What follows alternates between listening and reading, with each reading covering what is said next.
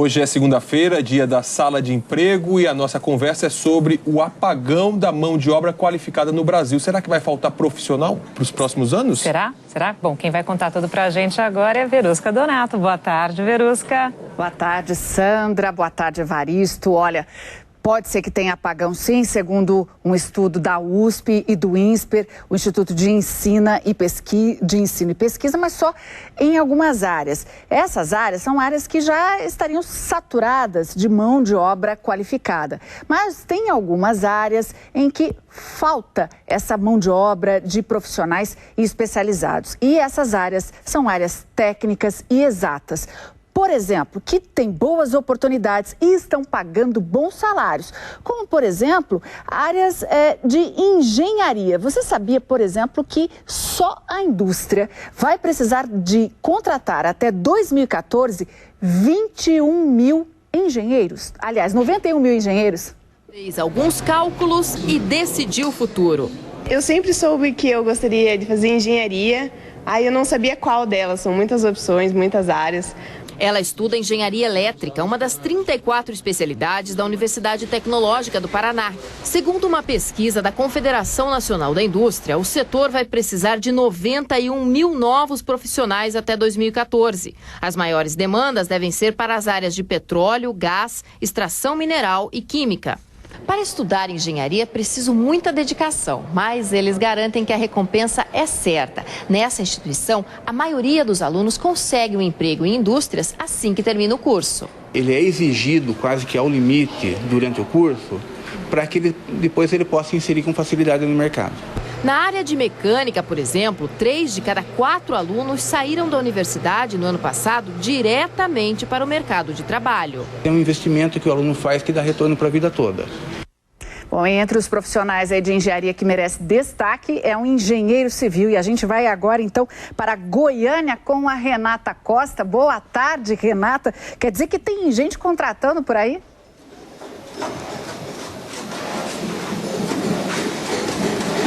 Acho que a Renata não está escutando a gente. Renata, boa tarde. Agora sim, Verusca, boa tarde. Olha, Goiânia está contratando sim, viu? Aqui a capital tem 432 grandes obras em andamento, segundo a Associação das Empresas de Mercado Imobiliário. E 45 desses prédios foram lançados do ano passado para cá. E como a obra começa mesmo 6 meses após o lançamento, nós estamos em pleno mercado de contratação. Nesse canteiro de obras, por exemplo, foram contratados 8 engenheiros civis. Mas a empresa precisa de 13, quer dizer, estão faltando 5 vagas ainda para serem ocupadas e o salário não é ruim não, sabia? R$8 mil. E olha o dado interessante, no ano que vem serão entregues 190 prédios aqui em Goiânia. E como o último ano da construção civil que mais se contrata, imagina como é que vai ficar esse mercado, Verusca? Opa, tá bom, então muito obrigada então a Renata. E para falar sobre esse estudo de salários, a gente convidou o professor do INSPER, coordenador de políticas públicas, Naércio Menezes. Boa tarde, professor. Boa tarde. O senhor se baseou em que dado para chegar a essa conclusão das profissões que estão em alta? A gente utilizou os dados do censo demográfico produzidos pelo IBGE, calculando o salário médio de cada profissão em 2000 e 2010. Assim, a gente pôde perceber quais são as profissões mais valorizadas, que são aquelas cujo salário aumentou mais, com as profissões menos valorizadas, que o salário médio caiu. Aí a gente conseguiu ver como estava a demanda por cada profissão no mercado de trabalho brasileiro. Naércio, eu aproveito então para fazer uma pergunta sobre essa área aí de exatas, né? O que garante que o pretendente vai conseguir uma vaga? Porque embora tenha muita oferta de trabalho nessa área, nem todo mundo vai conseguir se colocar no mercado, né? Isso, o mais importante é estudar desde cedo. Os profissionais que conseguem um bom emprego nas áreas de engenharias e todas as áreas são aqueles que desde o ensino fundamental e ensino médio estudam bastante, conseguem entrar numa boa faculdade e também se dedicam muito nessa faculdade, fazendo estágio e assim por diante. Aí você consegue um bom diploma de um bom lugar e depois vai conseguir um bom emprego no mercado de trabalho. E agora a gente fala dos médicos, é um outro profissional que não falta emprego. E passar no concorrido vestibular de medicina é só o primeiro desafio do futuro profissional. São 6 anos de graduação, depois vem a prova de residência, mas mesmo sem ela, já é possível ser um clínico geral. E tem muitos outros caminhos: cirurgião, especialista em imagem e diagnóstico, pesquisador, professor ou, quem sabe, ser um administrador de hospital. A carreira de médico é, sem dúvida, uma das mais cheias de possibilidades. Possui uma série de especializações e cada uma delas abre um leque de opções. Mas, independentemente das escolhas feitas, uma coisa é certa: há sempre uma longa etapa de estudos pela frente e a necessidade permanente de estar sempre se atualizando.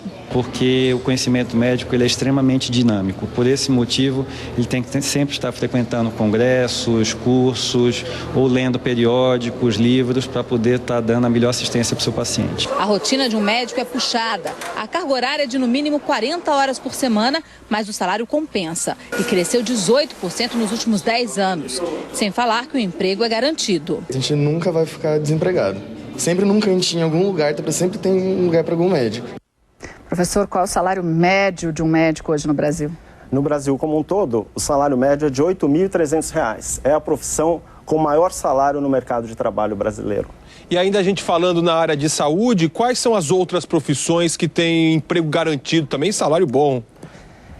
Além da medicina, nós temos também a odontologia. O dentista é um profissional da área de saúde que ganha um bom salário, que está entre as mais baixas taxas de desemprego do país.